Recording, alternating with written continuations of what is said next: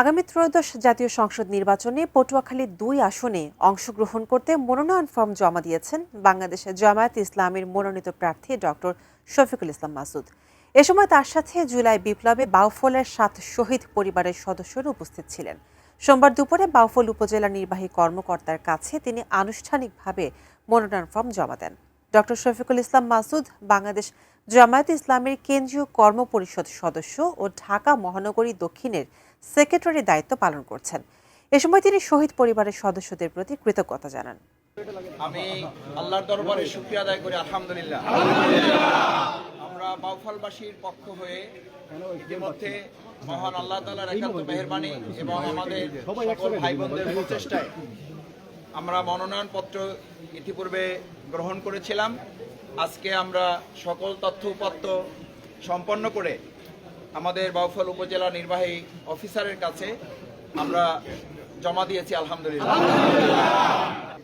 আমাদের মনোনয়নপত্র যাচাই বাছাই করে ওনারা গ্রহণ করেছেন এবং ইতিমধ্যে আমাদেরকে একটা রিসিভ কপি আমাদেরকে দিয়েছেন। আগামী ১ তারিখ অর্থাৎ ১লা জানুয়ারি এটা চূড়ান্ত বাছাই হবে। আপনারা দোয়া করবেন আল্লাহ তাআলা চূড়ান্ত বাছাইয়ে আমাদের সামগ্রিক বিষয়গুলো আল্লাহ যেন কবুল করেন। দ্বিতীয়ত হচ্ছে, আজকে আমরা এখানে শফিকুল ইসলাম মাসুদ অথবা জামাত ইসলামী আমরা আসি নাই, আমরা এখানে বাউফলবাসী এসেছি। আপনারা আমার সাথে দেখেছেন বিশেষভাবে যাদের জন্য, যাদের ত্যাগ এবং কোরবানির কারণে এই ২০২৬ সালের ত্রয়োদশ জাতীয় সংসদ নির্বাচন ১২ই ফেব্রুয়ারি অনুষ্ঠিত হতে যাচ্ছে, যাদের জীবনের বিনিময় সে সমস্ত ৭ শহীদ পরিবারের সম্মানিত মায়েরা, সম্মানিত বোনেরা, আমাদের ভাবি, আমাদের চাচা, আমাদের বাপজানেরা আমাদের সাথে আসছেন, আমাদেরকে দোয়া দিয়েছেন।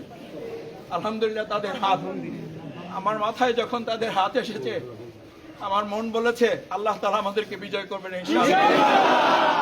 তারা প্রাণ ভরে আমাকে দোয়া করেছেন। আমাদের জুলাই যোদ্ধারা এখানে আমাদের সাথে এসেছেন, আমাদের ভিন্ন কমিউনিটি হিন্দু ধর্মাবলম্বী নেতৃবৃন্দ আমাদের সাথে এসেছেন।